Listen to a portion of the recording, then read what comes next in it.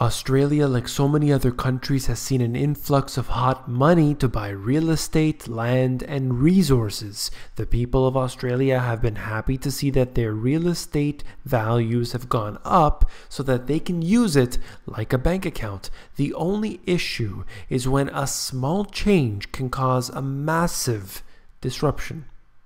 You came here for the truth, so let me unveil that for you. Today we're going to look at Australia. It's been such a long time since I've done a video about them. Here we go. I also want to touch on a few points later on.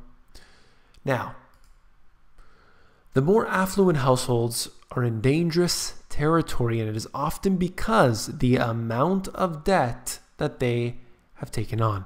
This is not me saying this, but it's something that I say all the time.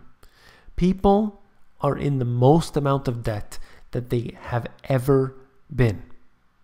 Student loans, you're seeing credit card debt, you're seeing mortgages, every single which way possible, debt has been increasing. Those with larger mortgages are more impacted by rate rises if and when they occur. Of course, deep reserves of wealth can insulate people from interest rate rises, but it can be hard to tell who is truly wealthy.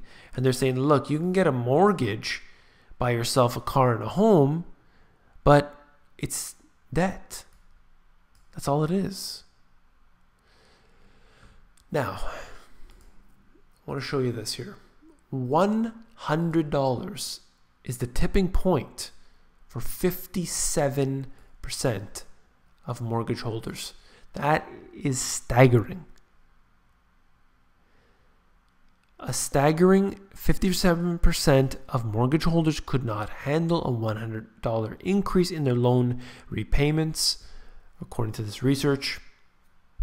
That's equivalent to an interest rate rise of just 0.45% based on the national average mortgage of $360,000. Think about that. When just under half a percentage point. So you've seen the Federal Reserve sort of notch their way up, slowly but surely going up. It's taken several years to do so. And just 2 steps would be enough. Just 2 steps. $100. What does that say about the amount of money that people have? To me, that shows that they have very little. They live paycheck to paycheck. And a $100 difference is going to break the bank. Insane. Now, I just brought this up here. If anybody is in Australia, they want to give me the lowdown here. But basically what we're seeing here, the advertised rates, it's probably fairly reasonable anyway. When you look at, for example, a fixed 5-year around 3.5, right? So it wouldn't take much to get that to 4%. That's the way I look at it. 3.5%, if it comes up to 4%, you're going to have a major catastrophe in Australia. It's no different than what's happening in Canada. It's no different than what we see elsewhere. I'm just pointing it out for Australia right now. Everyone needs to get control of the amount of debt that they have. This is a very big mistake, and people are making it every single day. Those in Australia, I just want to finish by saying, be careful with variable rates on your mortgages. Lock in for a long period of time, if you can, and pay that down. I assure you, do not hold on to this type of debt. We don't know what's happening. All right, flying across the pond.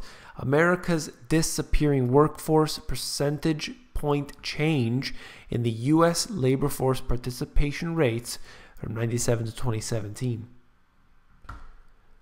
It looks to me like there is a big problem. And you can see that when you just look at this in general, the US labor force participation rate, it is something that has been, over the last 40 years, looking worse and worse. There's been a little uptick, I believe, but, you know, when you look at it over a 40-year period, it's just insane. Regardless, people that are,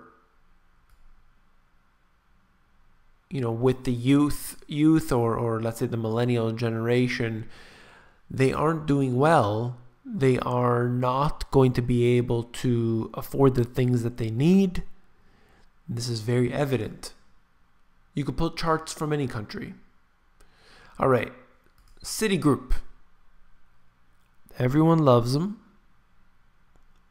And they're guilty of trying to bring back CDOs.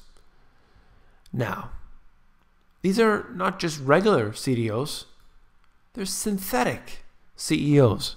They're the polyester of CEOs. They're the acrylic of CDO. All right? What underlies these assets? Well, I can just show you this if I just spend a moment here, chat with you. CDOs are very important to the financial industry because you don't need to have a single thing behind them. You don't need an asset. You don't need gold and silver. You don't need anything.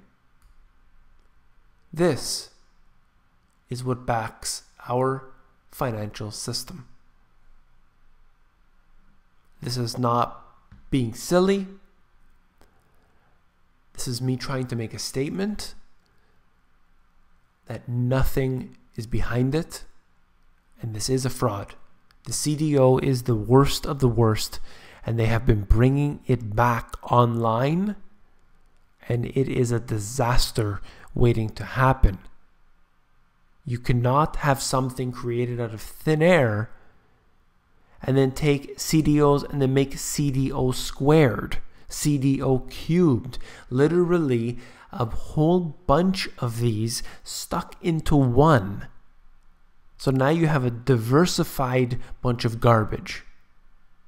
That's what you're looking at. Diversified garbage.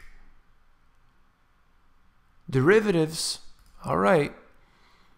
JP Morgan, Citi, Goldman Sachs, right? Now, while certainly they've claimed anyway that JP Morgan has reduced the amount of derivatives they have, whatever, we are talking about an amount that's just, it's so absurd. Add 3 zeros on the end of this. I don't know why they just didn't put the zeros on here, but anyway. Look at this number. Look at how ridiculous this is. It's not even realistic. This is more than the whole world, practically. One company holds the power to bring everything down. JP Morgan. You know what they're doing with the markets? They're going in the same direction, apparently, as their garbage, absolutely garbage derivatives under the counter. Look at this. I've shown you it before, but essentially, globally, we are witnessing central banks printing more money than they ever have in history. they have gone to the most extreme lengths possible to allow this bull market, which is going on in the stocks, to continue. Looking at this, $110,000, what the average family of 3 needs to earn to afford Obamacare in 2018. That's right. These prices have been rising and rising and rising. And as a result, you've seen GDP at 3%. 3% GDP, I don't believe it for a second, but I know what is certainly contributing to it, and that is Obamacare. Guess what? They didn't repeal it. It's here to stay. Last but not least, meet Rex. He's the robot that is slowly replacing human real estate agents in markets like California and New York. If you're not a very good agent, you're going to have problems competing against the robot, but if you're good, you still have a job. Well, that's for the majority of real estate agents, you're screwed. And everyone else that's left, those very small few people, you'll still have a job. Robots are eliminating jobs. Surely, they're creating some as a result, but the purpose of them is to eliminate jobs. That's the whole thing. Whenever a company brings in some sort of automation, they're always doing it to increase productivity, and what that means is basically firing people. So that's what they're doing here. That's all for this video. If you found it informative, please give me a thumbs up. And last but not least, if you found the video informative, I know you'll find my books, The Money GPS and my new release, Global Economic Collapse, even more informative. You can flip through these books at Amazon. There are links in the description below. Take care.